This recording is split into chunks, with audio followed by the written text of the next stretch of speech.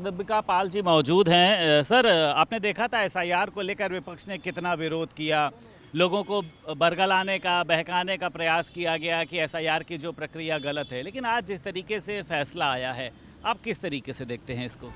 देश के सर्वोच्च न्यायालय ने आज उस एसआईआर की प्रक्रिया को कहा है न केवल वैध है बल्कि संवैधानिक है। और ये चुनाव आयोग का अधिकार है कि निष्पक्ष चुनाव कराने के लिए समय समय पे वोटर लिस्ट का रिवीजन, स्पेशल रिवीजन ये करना उसका दायित्व है।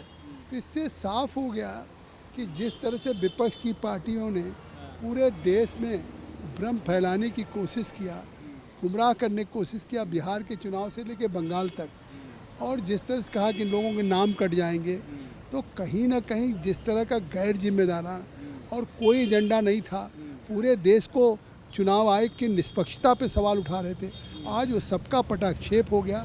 सुप्रीम कोर्ट ने कहा एसआईआर एक निष्पक्ष चुनाव के लिए ज़रूरी प्रक्रिया है और ये चुनाव आयोग ने इसको ठीक किया, संवैधानिक है। निश्चित तौर से इधर आपने देखा विपक्ष के निशाने पे लगातार प्रधानमंत्री नरेंद्र मोदी हैं, चाहे राहुल गांधी हो, अजय राय हो, तमाम तरीके से इनको जो है वो अपशब्द कहते हैं। आपने तो अजय राय का बयान भी सुना होगा। क्या इनकी लोकप्रियता से परेशान है? आपने देखा अभी उन्होंने 12 साल भी पूरे किए।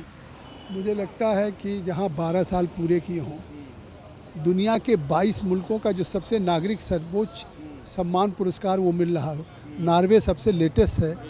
और हमारे देश के नेता लोग अगर उनको अपशब्द, अमर्यादित भाषा प्रयोग कर रहे हैं तो इससे साफ उनकी बौखलाहट है। बंगाल के हार के बाद या तमिलनाडु के हार के बाद, लगातार विधानसभाओं में हार के बाद, ये न केवल फ्रस्ट्रेशन है, राहुल गांधी हो चाहे और विपक्ष के नेता हों, इनको लगता है कि कोई किसी एजेंडा नहीं रह गया। अब केवल वो नरेंद्र मोदी जी को केवल एक अभियान गाली देने का चला रखा है, लेकिन जितना ही गाली देंगे मुझे लगता है जनता में उतना ही लोग कांग्रेस मुक्त भारत बनाएंगे। और दुनिया में जिसको स्टेट्समैन माना जा रहा है, पूरी दुनिया जिसका सम्मान कर रही, अगर ये लोग गाली दे रहे हैं तो जनता उसका जवाब देगी। सवाल उठा रहा है कि परीक्षाओं के नाम पर जो है वो खिलवाड़ हो रहा है। नीट है, सीबीएसई है, एसएससी, इससे बच्चों का भविष्य जो संकट में है, सरकार की इस पर क्या? एक सवाल पूछूं कि उत्तर प्रदेश में जो परीक्षाएं होती हैं, अगर कहीं से कोई लीक हुआ तो उस पर योगी की सरकार का क्या फैसला रहता है? अगर दिल्ली में नीट पे हुआ, तुरंत उसको चुनाव को, परीक्षा को निरस्त किया गया। दोबारा एकदम निष्पक्ष ईमानदारी से कराने के लिए हमारा शिक्षा मंत्रालय, धर्मेंद्र प्रधान कटिबद्ध हैं।